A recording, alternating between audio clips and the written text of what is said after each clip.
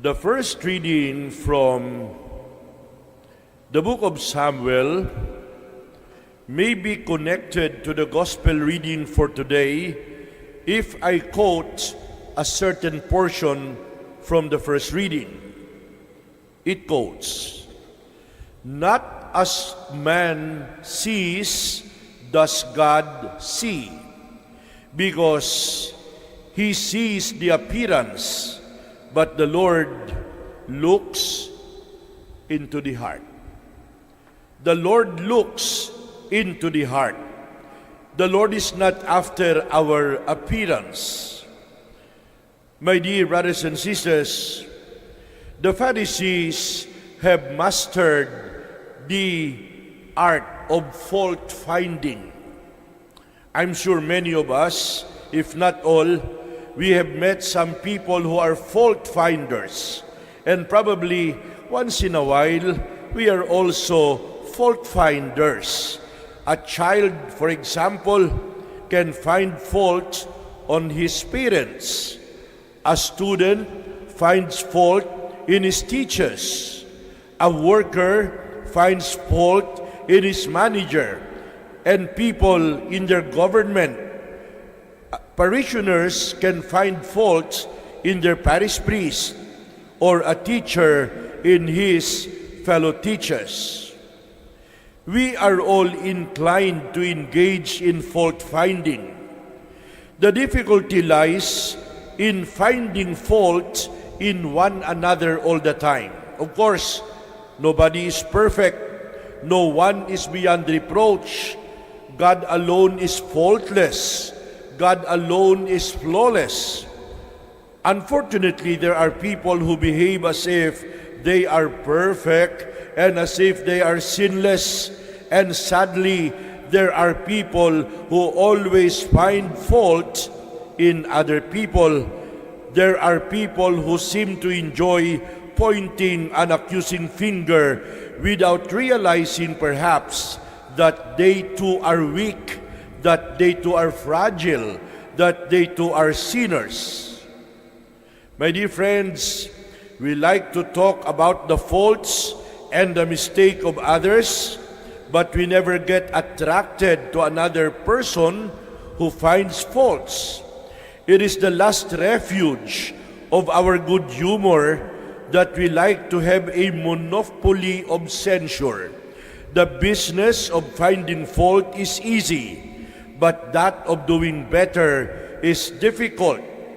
The more we find fault in one another, the more we make enemies of ourselves. I remember an old Filipino saying that says, "Ang magnanakaw ay galit sa kapwa magnanakaw." The Pharisees have always criticized Jesus. The Pharisees would always say something bad, in quotation marks, about Jesus.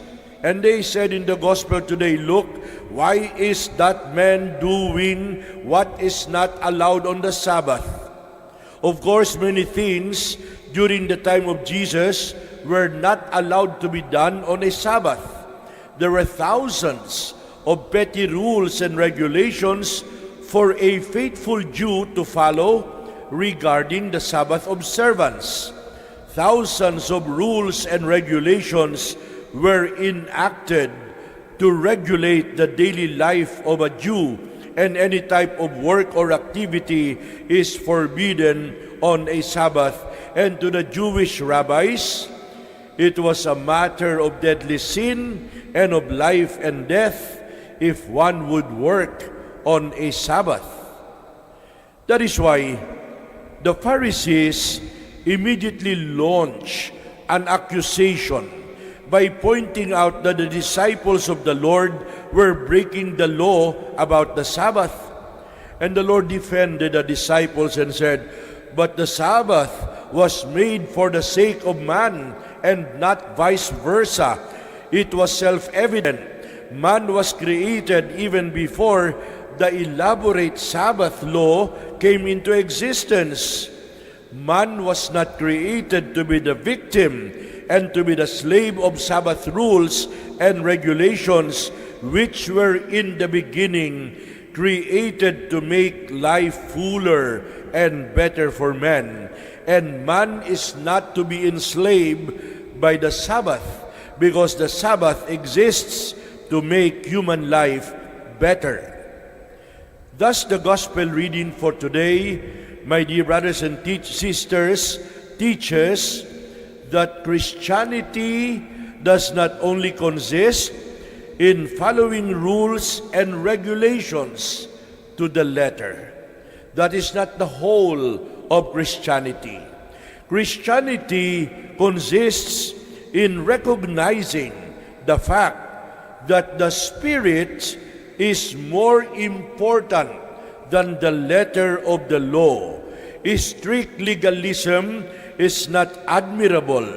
For example, if being a Christian only demands going to church on Sundays or reading the Bible or praying the rosary or joining processions, then being a Christian would be very easy.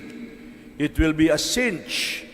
But being a good Christian means more than all these religious observances. Lastly, my dear brothers and sisters, wink at small faults. Wink at small faults because you have big ones yourself. Wink at small faults because you have big ones yourself. Make peace with people and quarrel only with your faults. Amen.